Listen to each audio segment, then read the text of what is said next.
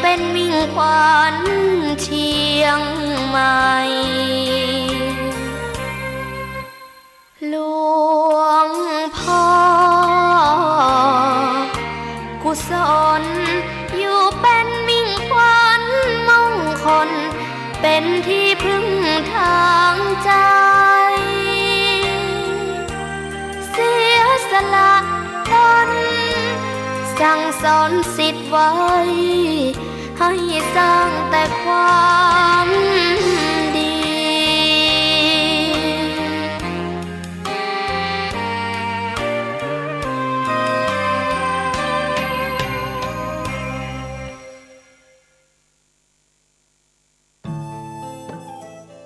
ท่านกำลังติดตามรับฟังสถานีวิทยุกระจายเสียงพระพุทธศาสนาแห่งชาติและสังคมคลื่นเพื่อการศึกษาพระพุทธศาสนาและวัฒนธรรมระบบ FM 104.5 เมกะเฮิรตซ์รายการต่อไปเป็นรายการมรดกธรรมกำเมืองดำเนินรายการโดยพระครูวิสิทธิ์ศรีลาภรณ์ขอยกมือ10 นิ้วกราบนบน้อมอย่างพระติรัตนะแก้วเจ้าตั้ง3 ประการอันมีพระพุทธเจ้าพระสัทธรรมเจ้าพระสังฆเจ้าอันเป็นสรณะที่เปิ่งที่เคารพนับถืออันสูงสุดในชีวิตกราบคารวะแตบไตรไวสาปุญญาปารมีธรรมพระเดชพระคุณหลวงปู่พระธรรมมังคลาจารย์ที่ปรึกษาเจ้าคณะภาค7เจ้าอาวาสวัดพระธาตุเจ้าสี่จอมตองพระอารามหลวงพระเดชพระคุณหลวงพ่อท่านเจ้าคุณพระเทพโกศลที่ปรึกษาเจ้าคณะภาค7เจ้าอาวาสวัดศรีโสดาพระอารามหลวงพระเดชพระคุณหลวงพ่อท่านเจ้าคุณพระธรรมราชานุวัตรเจ้าคณะภาค6เจ้าอาวาสวัดพระแก้วจังหวัดเชียงรายพระเดชพระคุณหลวงพ่อท่านเจ้าคุณพระธรรมเสนาบดีรองเจ้าคณะภาค7เจ้าอาวาสวัดพระบรมธาตุเจ้าดอยสุเทพพระเดชพระคุณหลวงพ่อท่านเจ้าคุณพระเทพปริยัติเจ้าคณะจังหวัดเชียงใหม่เจ้าอาวาสวัด7 ยอดพระอารามหลวงจังหวัดเชียงใหม่พระเดชพระคุณหลวงพ่อท่านเจ้าคุณพระเทพสิทธินายกท่านเจ้าคณะจังหวัดเชียงรายเจ้าอาวาสวัดพระสิงห์จังหวัดเชียงรายพระเดชพระคุณหลวงพ่อท่านเจ้าคุณพระราชสิงหวรมุนีรองเจ้าคณะจังหวัดเชียงใหม่เจ้าอาวาสวัดพระสิงห์วรมหาวิหารจังหวัดเชียงใหม่ตลอดจนพระมหาเถรานุเถระเจ้าคณะพระสังฆาธิการภิกขุสงฆ์สามเณรจุตนจุองค์ด้วยความเคารพเจริญสุขเจริญพรปอกไม่ออกสถานบุญสันนิบาตตานเข้าจุหนุ่มเท่าใจยิงวันนี้ก็ขอน้อมต้อนรับทุกท่านเข้าสู่รายการมรดกธรรมกำเมือง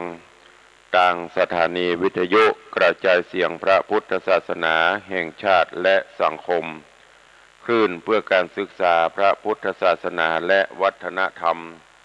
ออกอากาศที่สถานีวิทยุวัดฝ่ายหินตำบลสุเทพอำเภอเมืองจังหวัดเชียงใหม่ในระบบคลื่นความถี่ FM 104.50 เมกะเฮิรตซ์สถานีวิทยุวัดหนองกายตำบลสันปะยางอำเภอแม่แตงจังหวัดเชียงใหม่ออกอากาศในระบบคลื่นความถี่ FM 99.75 เมกะเฮิรตซ์สถานีวิทยุ CM77 วิทยุอินเทอร์เน็ตล้านนาออกอากาศในระบบคลื่นความถี่ FM 97.5 เมกะเฮิรตซ์สถานีวิทยุพระพุทธศาสนาจังหวัดเชียงรายออกอากาศในระบบคลื่นความถี่ FM 99.50 เมกะเฮิรตซ์พร้อมนี้ก็มีวิทยุชุมชนเสียงตามสายห่อกระจายข่าวตลอดจนพี่น้องญาติโยมสาธุชนที่รับฟังสัญญาณอยู่ทางอินเทอร์เน็ตรายการนี้ดำเนินโดยอาตมาภาพพระครูวิสิทธิ์ศรีลาภรณ์เจ้าคณะตำบลป่าแดด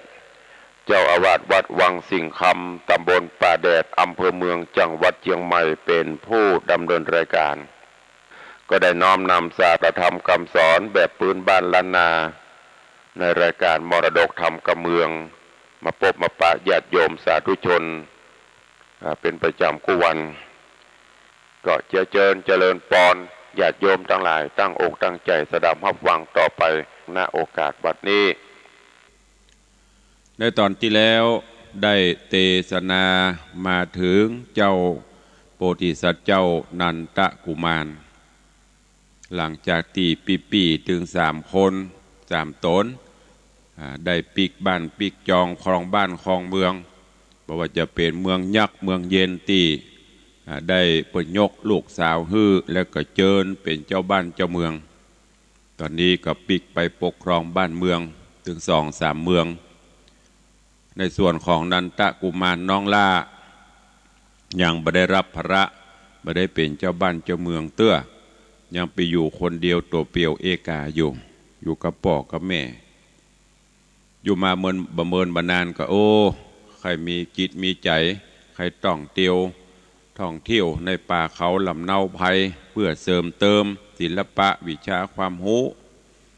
เพื่อที่จะได้มาใจปกครองบ้านปกครองเมืองไปหน้าปกป้องเอาไว้กับตนกับตัวป้องกันตนตัวก็ลาป่อละแม่ลาบ้านจองเพื่อออกต้องเที่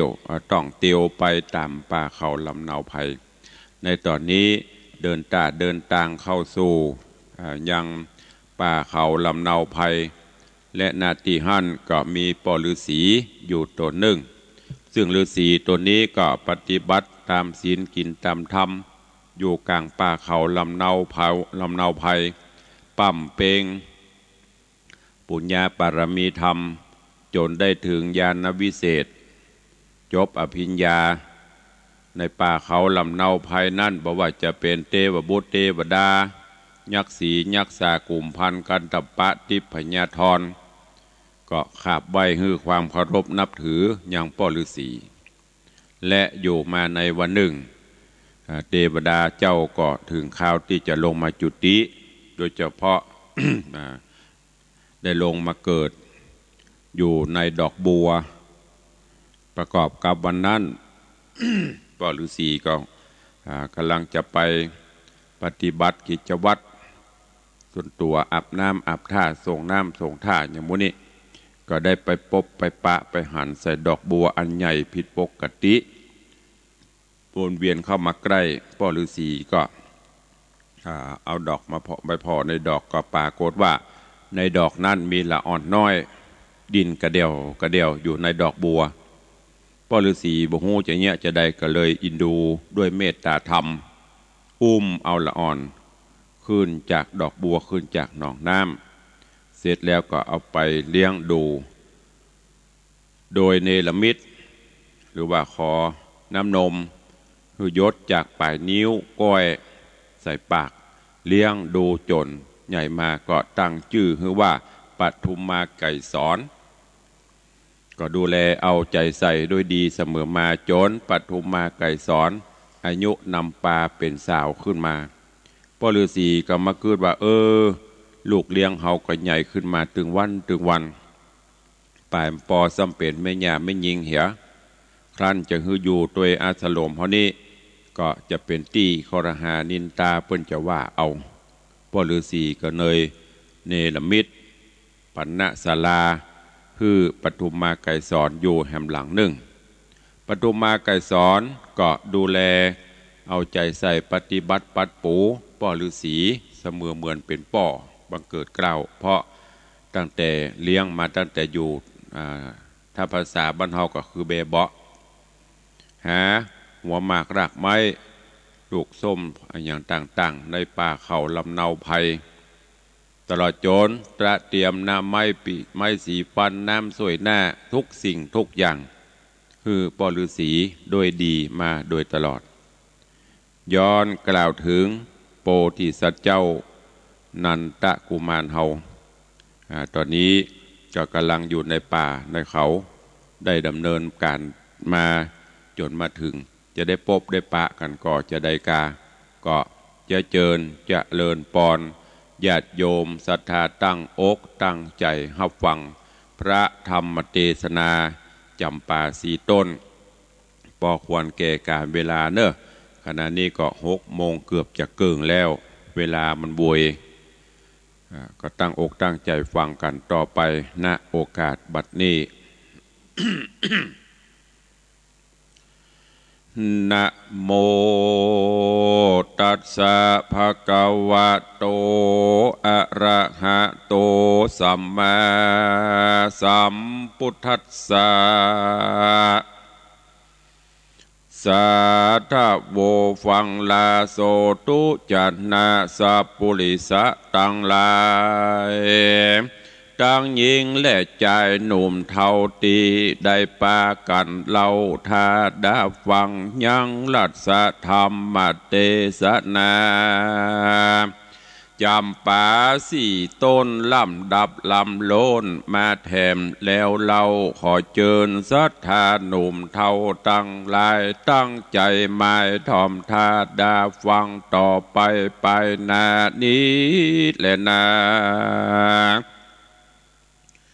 ที่นี้จากวัน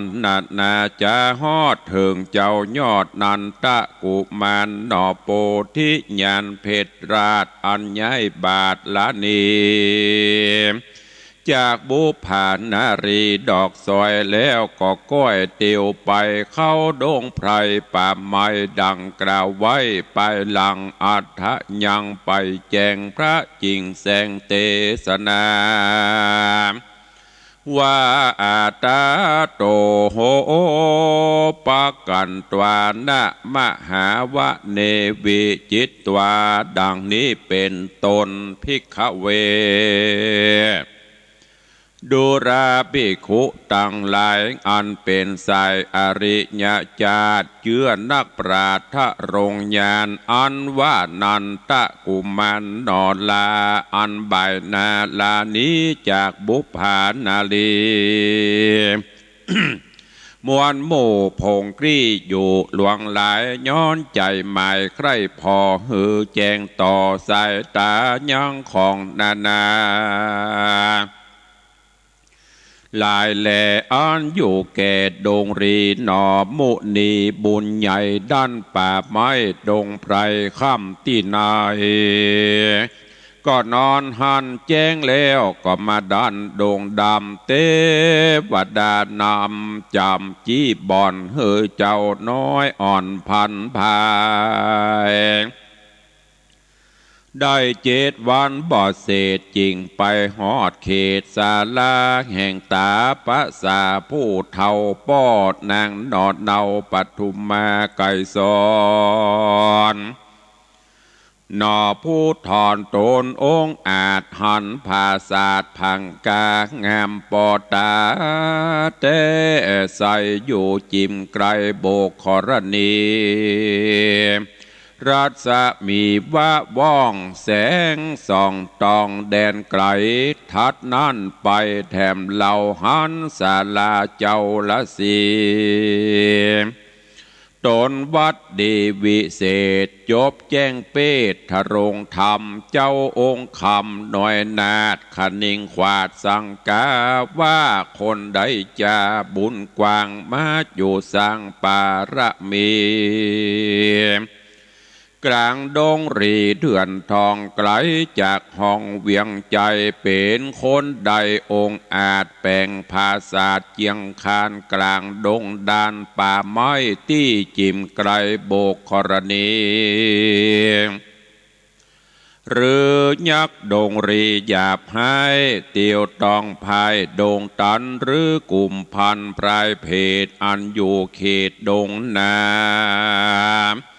ใจปาลาฮึกหยาบใครกันกาบกินกูเนลมิดจูลอบไว้ฮึกูใดเล่งหันหรือขุนสะวันอยู่ฟ้าแลพอนาจุมปูหันตนกูเตียวสอดกึดใจฮอดขุนนาจริงลงมาแต่งไว้ฮึกูได้อาศัยหรือเทวดานายปากกว้างใจไผ่อาไฟอ่างมุตูหันตนกูเตียวเถื่อนบ่มีเปื้อนปอซองจริงทริปองแต่งทาหือกูใบหน้ามหาน กวนภายพันเข้าไกลพอฮือควายต่อตาหนอพุทธากึดแล้วก็กราดแกล้วไกลกราเข้าไปหาตีอีกระไอพอพระศาสตร์ใหญ่สีใสพัดเวียนไปไขว้จอดเสียงบรอดพดมาเสียงเกียนจากล่าวอูบ่มีอยู่ไปไหนสงัดใจล้ำยิ่งเจ้าจอมมิงบุญภายสั่งกาดลายบอดน้อยจริงกล่าวถอยกำไปว่าเป็นคนได้นั่นเล่าอยู่เป็นเจ้าพังกาคนได้จาองค์อาจมาอยู่ภาศาสตร์กลางดงเฮาพระสงฆ์ใครหูขอกล่าวอูตามีเจ้าของนี้เจียนจากลาละพรากไปไกลหรืออยู่ในแห่งห้องขอตอบทองกำแมนางโสภากลิ่นกูพงเศร้าอยู่ไปในฟังเสียงไขกล่าวถอยแห่งเจ้าหนอน้อยบุญมีใจบดีวัยวันสาตานสั่นตั้งตนแม่นเสียงคนแต่เล่าบ่ใจป้อเจ้าจีไพรนางเรียวไหวไขปล่องยื่นแน่ส่องลงมาหันดอพุทธายศใหญ่อยู่ที่ไกลหอตนใจเววนปันกว่าอ่างบ่จ้างอ้างจะถามนางคิงรามนอดลาโตกขป้าเหลือใจบ่จะไขตอบทองฮับหน้าป่องเดียวปันเจ้าบ่ตันใดอูนางลีอยู่ไปในก็มีหันและนาอันว่านันตะกุมารยอดซอยหันเศร้าอ่อนน้อยโสภาโพธออกมาแลส่องจากแน่ป่องไปบนแล้วหายโหนลีซ่อนดักอยู่บอนไปนายบ่จะขายกล่าวจีฮือหูที่ขี้ยากหันสั่งกาดลายแหล่ขะนิ่งแผ่ในใจว่าเป็นสันใดนี่เล่านางนอดเนาสมสลีลาคานาดีพระเสดงามลำเลิศเหลือคนอยู่ไปบนภาษาเฮาโอกาสจะถามโดยกำงามทวนทีบอกกล่าวจี้ตามมีหรือว่าผียักษ์เพศทะแลงเป็ดตาเป็นทะแลงเป็ดเป็นมาหรือเทวดาฝากฝ่าลงแหล่งลาไปบนลงภัยโซ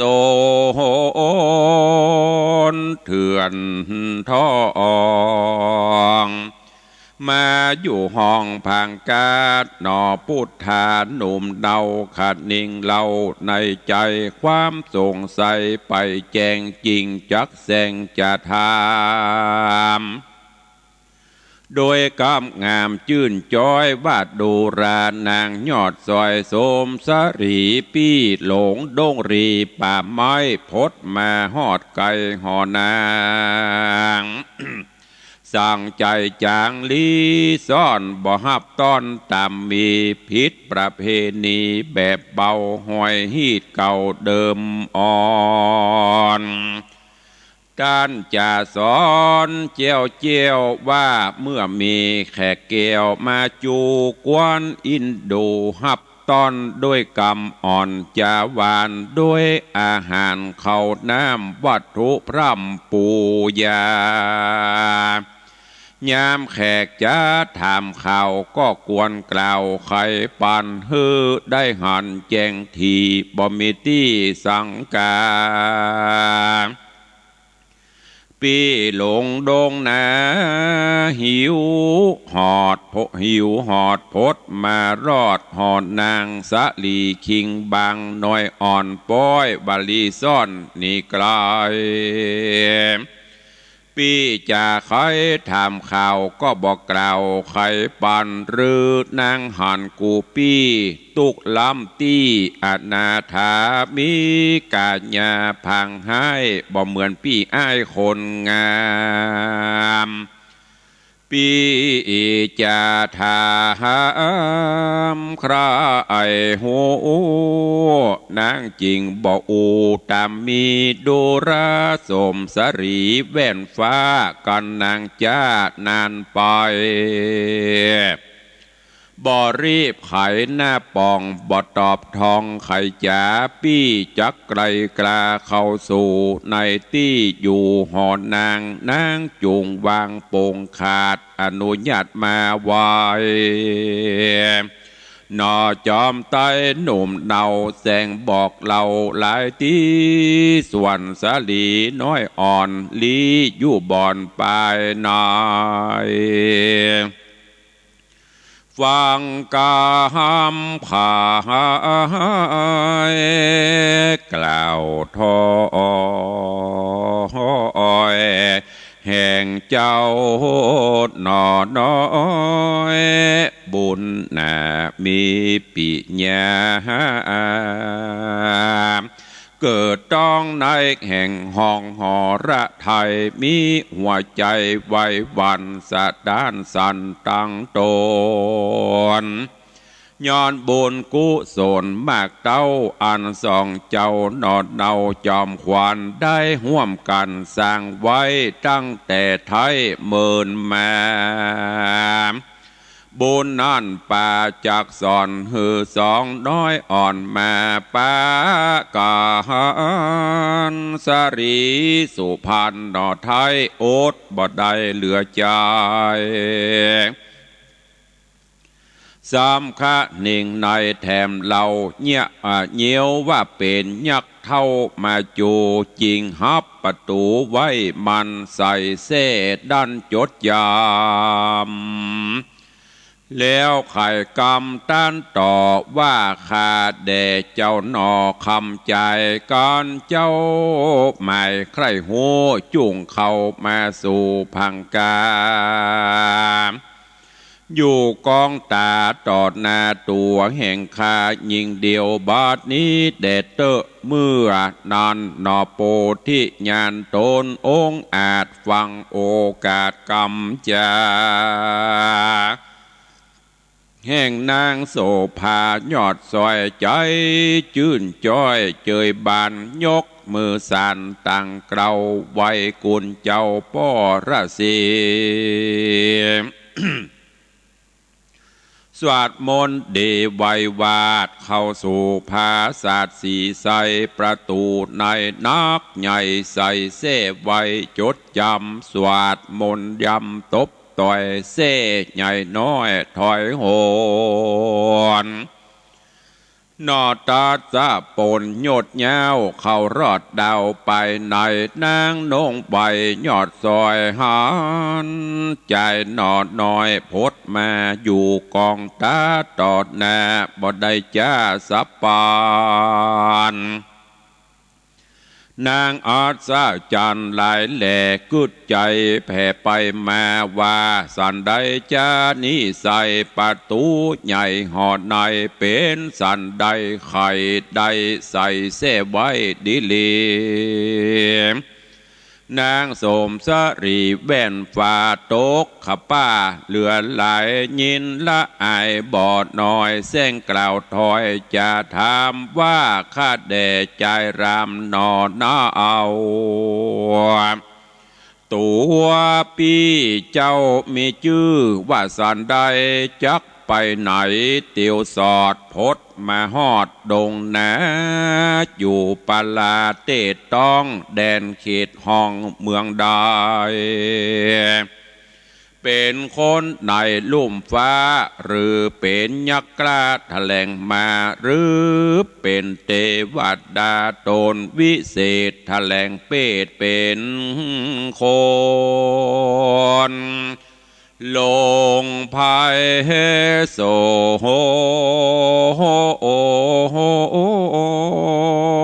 นาเถื่อนทองเข้าสู่ห้องมโนหนาขอจากใครบอกกล่าวฮือหูข่าวตามมีหนอมุนีโยดยาวก็บอกกล่าวใครปานล่ำดับมาแต่เก้าตราบต่อเต้าถึงปลายโดยปาลิใหญ่แจงทีโมดเสียงตี้สังกาฮือสรีโสภานาไทยหูแจงควายจุประการ แล้วจะขานต้านต่อถามนางนอดนงใบว่าเป็นสันใดนางน้องมาอยู่ห้องดงเขียวเต้าคนเดียวอยู่เถื่อนบ่มีเปื้อนสหายวงสาสายพ่อแม่มีอยู่แต่แดนใดสะลีนงไว้น้องเนามีจื้อเล่าสั่งจาปี้เตียวมาตัวดาวหลายเขตเต้าเวียงใจหลายดงไพรป่าไม้บอกเคยได้หันมียังนารีหนุ่มเนาจักงามเต้าหญิงนางสารีคิงบางหน่อยนาดเป็นมนุษยชาติโลกีหรือยักษ์ดงรีพรายเพศแถลงเปตบันโดนหรือเทวดาบนฝากฝ่าลงแหล่งลาดลงมาขอคุณนากล่าวจี้หือแจ้งทีตามรายพรางนางบุญภายนอดเนาได้ยินเจ้าจะถามด้วยกำงามหลายแหล่ก็กล่าวแก่ตามมีหื้อหนอมุนียศใหญ่หูแจงควายจุอันหนอหอจานเจื้องเจ้ากับนางนอดเนาโสภาต่างใครจากล่าวถอยมีบอดหน่อยหลายประการต่างเจยบานโจมชื่นใจ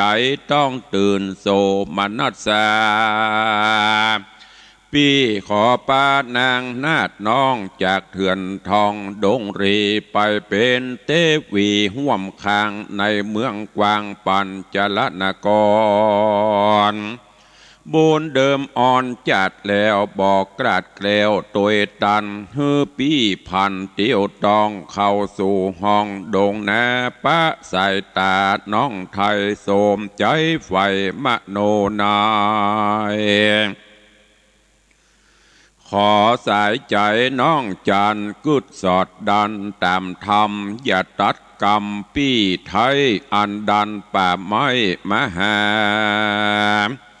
นางโสภายอดซอยจริงตอบถอยกำไปว่าข้าแด่ปี้สายใจ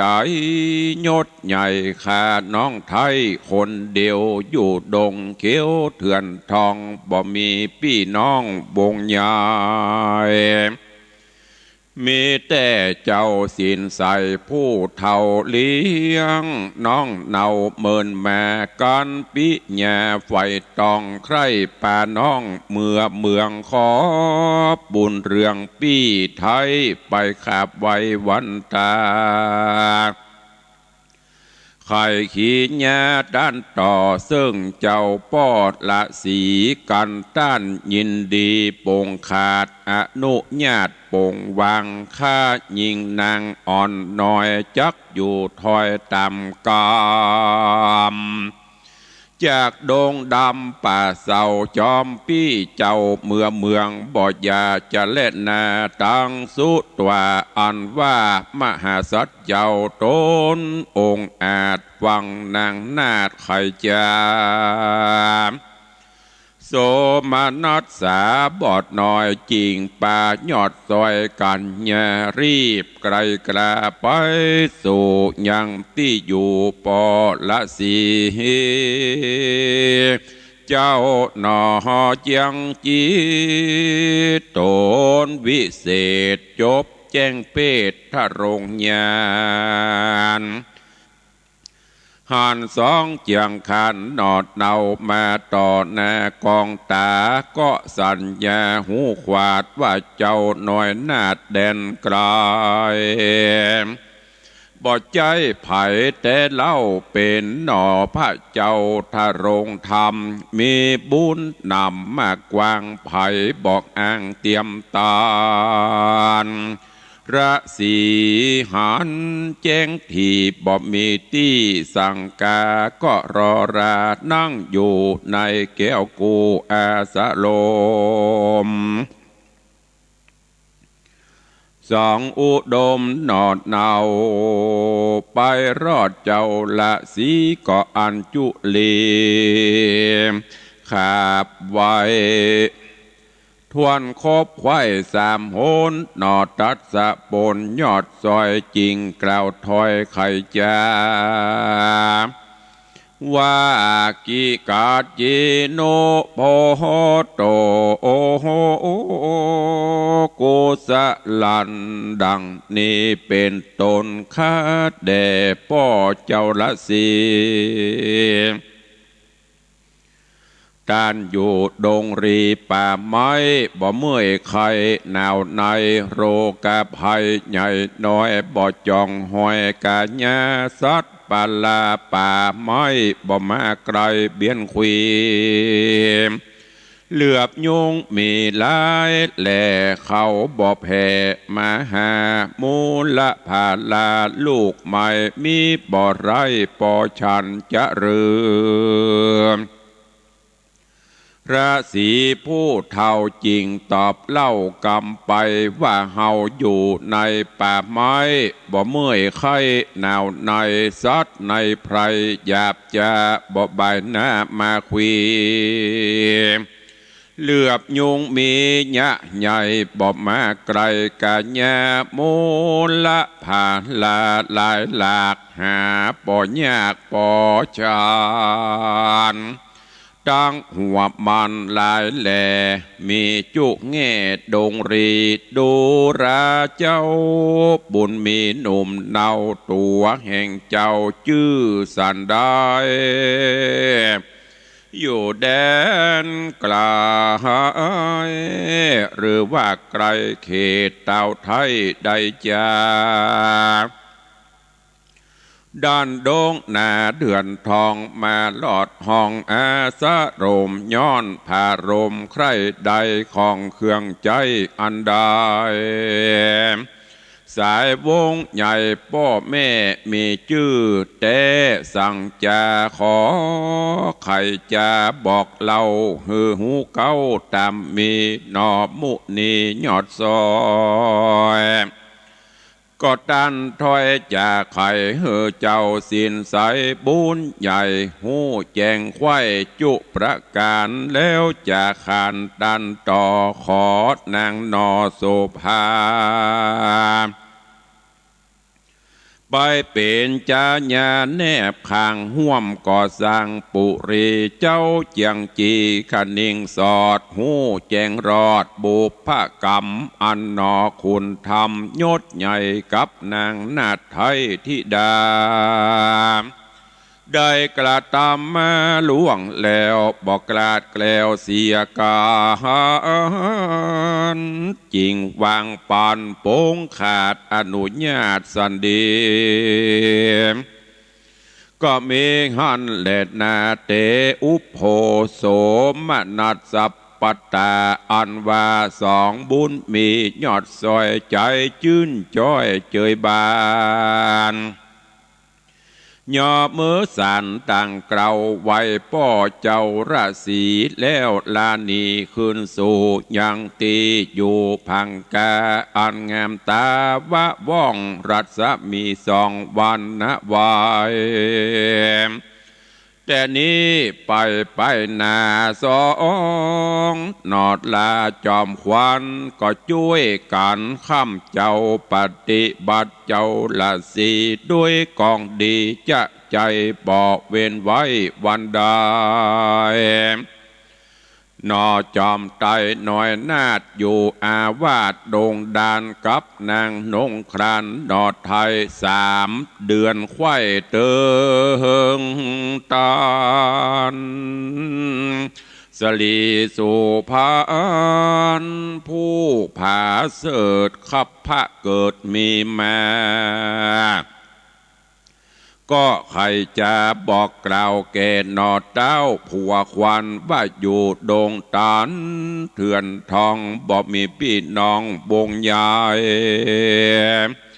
จากมีไผ่นั่นใส่มาอยู่ไกลปัดปัวแย้มเมื่อตัวน้องเนาผาสูดลูกเต่าบุตตาวันเราราไปไหวซึ่งปอดไทยละสี่ขอละนีไปสู่ยังที่อยู่เวียงใจเตียงสุขใจเมื่อซอยแย้มลูกน้อยมีมาดอพุทธาฟังแล้วใจพ่องแผ้วยินดีจิงป้าสมสะลีนอดเนาไปไวเจ้าทะลงยานไขอาการบอกกล่าวฮือหูข่าวตามมีเจ้าเจียงจีโตนวิเศษจบแจงเปตตะรงธรรมได้ยินกรรมไขกล่าวแห่งนอเต้าบุญนาพิจารณาด้านสอดก็หูหอรอดสับปันว่าวิบากพันจองก้องจักมาตองส่องขาได้เครื่องกาเอาไม้กลางป่าไม้ดงดอนไผ่บ่รอนตัดขาดยังกำหาวหาดจนจูแม่นอินดูแฮมไว้บ่พ้นใดต่างใดทัดนั่นไปนาสองนอดลาบุญภายโปนอนตรายมวลหมู่เตียงได้อยู่สวดสดี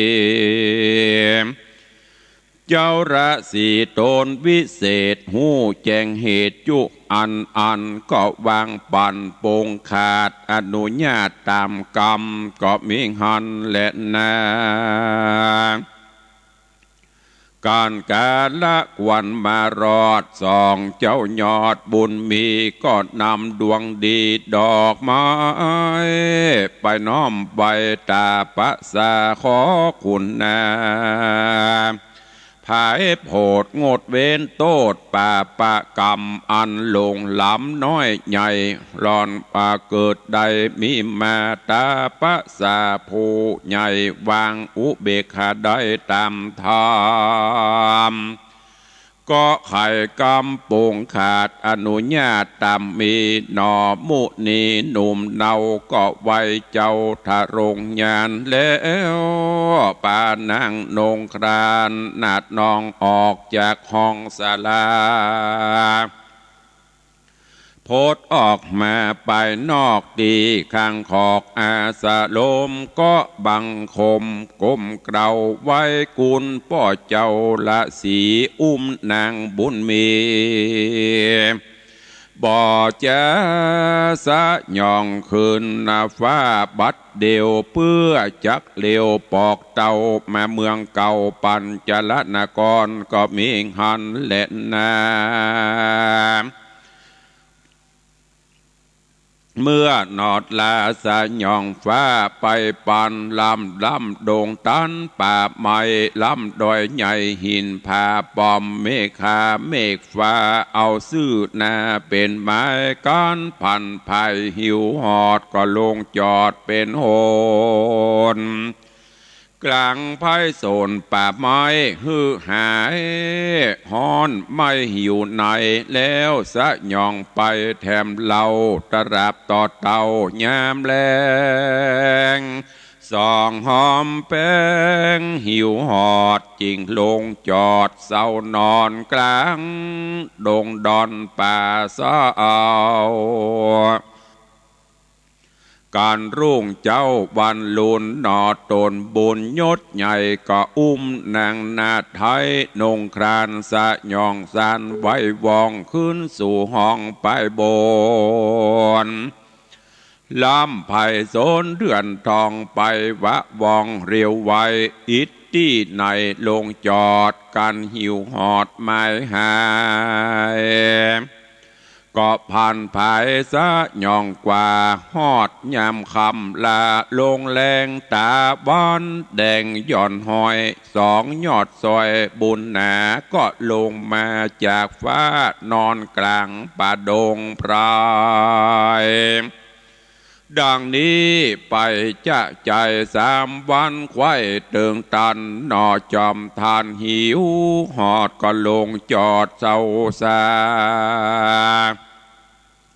ปืนจะยาโฮมใบที่จิมไกลนาทีกลางดงรีเถื่อนทองแดนเตตตองหิมมาปานกล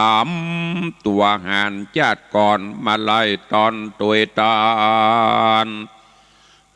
สองจอมขวัญอ่อนหน่อยนอนแล้วก็ม้อยหลับไปลับเหลือใจขนาดบอกคืดขวาดอนตรายก็มีหันแล้วนะอาตตาในกาลนันโสดยังมียักษ์โหดดงรีถ้าโรงฤทธิหาดหาวนั่งเต้นนาตาเป็นพญาในนอปาลาเมืองใหญ่กลางป่าไม้ดงดอนชื่อวังกัตนกรใหญ่กว้าง3 โยชน์อ่างเป็นตรามีโยธาหาวหาดตังไพรราชยิ่งใจมีหลวงหลายอ่านหมื่นอยู่ระรื่นคืนวานเจ้าหอจันยักษราชอยู่ภาษาเจียงคานเหิงเมินนานแต่เล่าบ่มีลูกเต่ายิ่งใจบ่มีลูกเต่าใจยิ่งจากเบิ้งปิงไปนาเป็นเจ้าฟ้าแดนโตนมันกังบนไม่มาดขนิ่งขวาตังวานว่าหนึ่งมันเอาไม้ยินมักไรไกลกลาจากปาลาเตตองไปสู่ห้องเขตวิญญาณเพื่อสำลานยังผ่อนดังเมื่อก่อนเดิมมาจริงป้าเศษนาหนุ่มเท่าอำมาตย์เก้าเตรียมใจรีบเร็วไวพร้อมหมู่ออกไปสู่วิญญาณตนขุนมานโยดเย้ายังอยู่ดาวศาลาอันได้ดาแต่งไว้ในส่วนใหญ่วิญญาณฮือปริวารใหญ่น้อยไปเก็บดอกซอยมาลีอ่อนงามเดหอมชื่นนำมายื่นทายอถวายเพื่อหือหายโศกตองในแห่งห้องหอละทายเสนาใดหน่อยใหญ่พงสอดไส้สะแหวงหายังบุพาลดเร้าเพื่อถวายเจ้าหอจันก็ไปหันดอกปานพอจุดันงามตาพงกรีบมาโพดออกกรีบเต้าศอกดีลีข่าวงามดีวะวาดวันนะอาจต่อตาเขาสังกาดลายหลากจุผู้หากอัศจรรย์รีบจิงกันเขาพอก็หันนอนารีลักษณะดีบอดน้อยอยู่ในดอกซอยเรืองไรเขาเรียวไปฟังเฝ้าอุ้มมาถวายเต้าราชา ใครขี้ยะบอกกล่าวเฮอหูข่าวตามมีเจ้าปุรียักขราชหันน้อยนาฏนารีสังกามิลายแหล่ขะนิ่งแผ่ในใจว่าเป็นสันได้ดังอีเด็กผู้นี้กวนอามลักษณะงามหลายลาเกิดมาจากบุพภาผิดธรรมดาแต่ใส่บ่หอนใดเกยหันหรือคุณสะวันเจ้าฟ้าเล่งพอดนาจุมปูหันตนกูนี่เล่าบ่มีลูกเต่ายิงใจจริงโพดภายวางตอดยังนางยอดงามเหล่าฮือกูเอาเมื่อไว้ในห้องใหญ่พังกา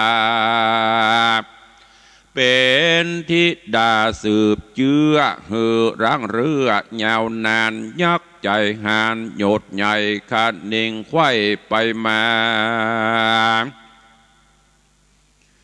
พิจารณาบอกคอยอย่างเด็กน้อยนาดีขุนนับมีเกิดตองในแห่งห้องหอระไทยฮักใส่ใจนอนเนาดังลูกเต่าในตนความกังวลหายขาดบ่ไม่มาดเครื่องขี่จักหือจริงหือเสนาบดีผู้เท่าอุ้มนางนอนเนาบุญนาแล้วนำโยธามวลหมู่รีบเข้าสู่ปุรีเถิงย้ำดีมาไข่จริงใส่ชื่อไว้เป็นหมายเกตนางบุญภายลูกเต้าว่านางนอนเนาอาสะมาลาว่าอันก็มีหันแลนากิระดังเฮาจากหูมานิสัยนางนอดไทยอาสะมาลาได้ไกลกลากร้อยกลาดจากภาษาเมืองสวรรค์วิบากตันจ่องก้องลงห้องหิมมาปานเอาวิญญาณก็เกิดเป็นโอปัตตาติกากำเนิดเลวไว้ในดอกปานใสวิโลดอยู่ในเขตวิญญาณแห่งยักษ์ใจหานที่ราชเจ้าปราสาทวังกตนกรบุญเดิมอ่อนจัดแล้วบอกกลาดแกล้วก็ยังมีเฮ้อเจ้าปุรียักษ์ใหญ่ไปปะใส่นำแม่เลี้ยงรักษาคำเจ้าเอาเป็นลูกเต่าเตรียมคิงนางบุญปิงผู้พาเสดเอากำเนิดมีมาในดวงบุพาวิเศษตามเก้าเหตุเดิมอ่อนจริงมีน้ำมาก่อนว่านางนาดน้อยอาสะมาลาเพื่ออันและนา สาปิโคปันนะอาสะมาลาอันวานางอาสะมาลานาไทยจำเริญใหญ่เร็วไวโรคาภัยพญาตบ่ต้องปาดกาญาถ้าโรงโสภาชื่นจ้อยดังสาวน้อยเมืองสะวันเจ้าหอจันผู้ป้อกึดใจต่อทิดาจริงมีอาจญาโป้งขาดหือแปงผาศาสตร์เศร้าเดียวโดยรีบเร็วเมียนแล้วก็หือนางเกียวทิดากับนางกัญญามวลหมู่ขึ้นไป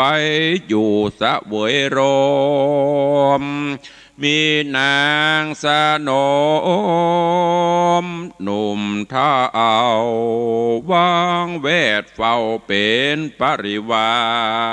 รนางนงครานนาดน้อยอยู่ภาศาสซอยใส่สีสำรันดีข้ามเจ้าบ่มนเศร้าเครื่องกาก็มีหันแหละนานิธิตังขีญาสังวันนาวิเศษ จาห้องเหตุธรรมเทศนาจำปาสี่ต้นกบังกลมสมเรศเดช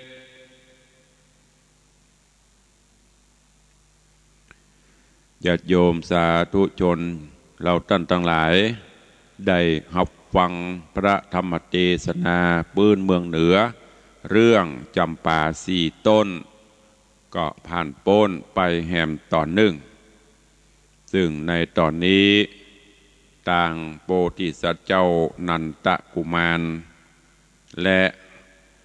ต่างปฐุมาไกรสอนลูกสาวปอฤาษี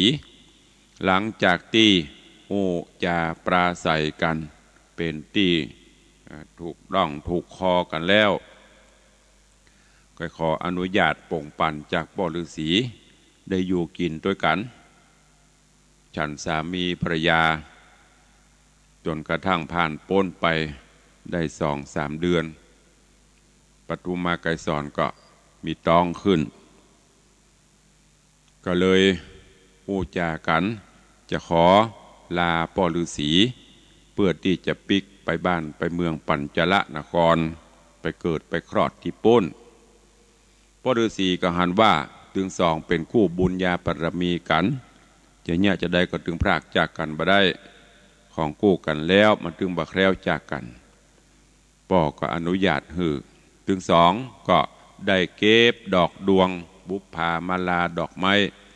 แล้วก็ขอขมาลาโทษต่อปอฤาษีจากนั้นโพธิสัตว์เจ้านันตกุมารก็อุ้มเอาปฐุมาไกรสอนสยองซานขึ้นสู่อากาศเหาะเหินเดินต่างไปสู่บ้านซึ่งก็มีระยะต่างไกลค่ำที่ไหนก็ลงจอดลงย่างกันที่หั่นพอตื่นเจ้ามาก็กินบุพภากินหน่วยมากลากไม้เสร็จก็เดินทางกันต่อไปมาจนวันนี้ถึงสองก็มาถึงยังกลางป่าแล้วก็โดยคงจะมีบุพกรรมอันอย่างมาตัวตันแหมบุปากันไปนอนโอ้กูเตียก็นอนบ่ให้บดีแต่ตัวนี้รับถ้าจะหิวจะเพลียเนาะคนเฮาบอกว่าเปิ้นบอกว่าเฮาถ้าเดินทางไกลหลายคืนหลายวันเนี่ยมันถึงข้อโกนหัวนอนโบกกันหลับลืมมดพวกนั้นจะก็ตื่นพอขวายละอันนี้ก็เหมือนเดียวกันย้อนกล่าวถึงในกาลนั้นก็มียักษ์แหมโตนหนึ่งเป็นยักษ์ที่มีฤทธิ์ทีเตจะเหมือนกันเป็นพญายักษ์อยู่ที่เมืองวังกัตตะนครซึ่งที่เมืองนี้ก็มีพญายักษ์อันเนี้ยปกครองมีบริวารยักษ์ก็หลวงหลายแต่บ่มีลูกมีเต้าอย่างอยู่มาวันหนึ่งก็ใครไปเอี่ยวในป่าในเขตอุทยานดอกไม้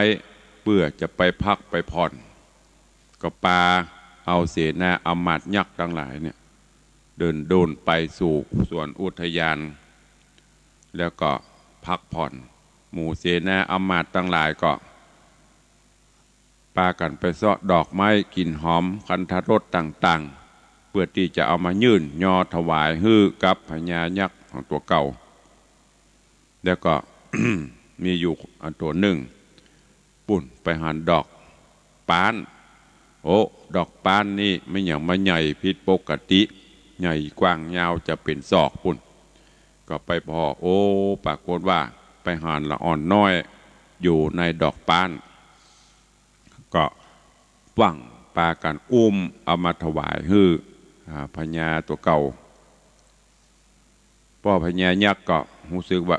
คงจะเป็นผู้มีบุญเนาะมาเกิดในดอกไม้ในดอกไม้ก็เลยเอามาฮับเลี้ยงดูปูเสือแล้วใส่ชื่อว่าอะสะมาลาแล้วก็เลี้ยงจนใหญ่หน้ากาบานขึ้นมา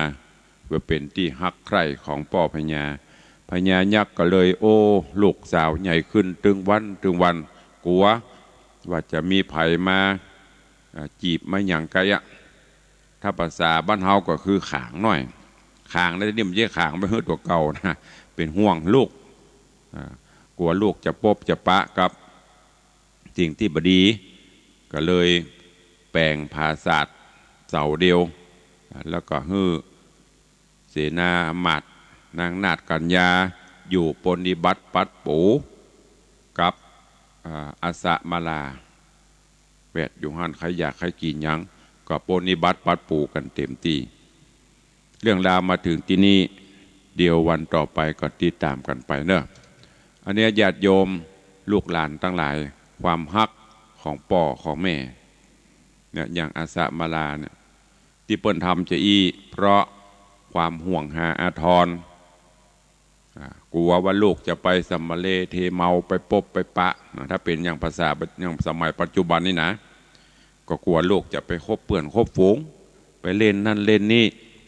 สุดท้ายมาจะตายชีวิตอนาคตจะดับเปิ้นก็ฮือห่ำฮือเฮียนดูแลเอาใจใส่เพราะฉะนั้นลูกหลานเฮ้ยขอฮือจะไปฟังจมฟังเดือดฮือป่อฮือแม่เปิ้นฮักนั่นแหละเปิ้นถึงปฏิบัติปัดปู่จะนี้เมื่อเปิ้นทรงห่ำทรงเฮียนก็เข้าใจห่ำเข้าใจเฮียนเวลาเฮาเวลานี้เป็นเวลาเฮียนไม่ใช่เป็นเวลาฮักไม่ใช่เป็นเวลาปบกันเตื้อถ้าวัยเฮาขึ้นมามีงานทำจบการศึกษาดีแล้วมีเกียรติมีศักดิ์มีสีอันนั้นแหละจะเป็นวัยพบก็คือปบฮักเมื่อปบฮักแล้วก็เป็นใบที่จะต้องมีความเพียรพยายามสร้างหลักสร้างฐานเปิ้นจะมีเป็นช่วงของเปิ้นไปไม่ใช่ว่าปะกันกับปิ้งปังเหมือนปะกันที่ไหนกับปิ้งกันได้กับไปตัวกันเหมือนย่ำมีกาบมีศีลบฮักศักดิ์ศรีของตัวเก่าก็ตู้ลุงก็ฝากไว้นะลูกหลานที่ฟังอยู่กับพ่ออุ้ยกับอีพ่ออีแม่ตลอดจนการศึกษาห้ามเฮียนเข้าใจเฮียนโอ้เมื่อก่อนคนเฒ่าคนแก่ที่อายุ40-50ดวงเลยมันเนี่ยเปิ้นใครเฮียนลูกหลานเฮยแต่ด้วยฐานะต่างบ้านหนึ่งด้วยสภาพการต่างๆประกอบด้วยหนึ่งจึงบ่ได้ห้ามได้เฮียนเหมือนบ่เดียวเฮียนโรงเฮียนบ้านไผ่บ้านมันน่ะที่ยุบไปบ่เดียวเนี่ยเป็นโรงเฮียนอีป่อยแม่ได้เฮียนกันหมดโจมาเตอะหล่นไปโรงเฮียนตีนมีกะขี้ฝุ่นโมนโคกโลกนุ่งเตียวนุ่งผ้านุ่งสิ้นกับมันจะนุ่งงามนุ่งดีเหมือนบ่เดียวสปายถุงหนังสือเห็นหนังสือก็บ่จะเต็มจนแบกเอาบ่แปะเหมือนบ่เดียวสำเร็จหนังสือก็อากายเล่มปีขึ้นป.2น้องเฮียนต่อสมุดดินสอเฮปโดเล่มเดียวใจกุนคุ้มบ่เดียวเอาป้อมแปะหนังสือนะพกหนังสือปอติ้วโน้ตบุ๊กตัวแหมโทรศัพท์มือถือตัวแหมแต่บ่หูเขียนหนังสือกับเป็นตัวเป็นไส้อันเนี้ยตุลงฝากไว้เนอะลูกหลานตันเต้าเนอะเอาละวันนี้อู้ไปเวลาก็จะหมดลงแล้วก็ขอนำธรรมะฝากไว้ตัวอีเดียวก้อยปะกันในเจ้าวันต่อไปเอาละเวลาหมดเวลาก็ขอความสุขสวัสดีจงบังเกิดมีกับทุกท่านเนอะอยู่ดีมีสุขเหมือนกันจุตนจุองค์จุผู้จุคนเนอะอายุวันโนสุขังพลัง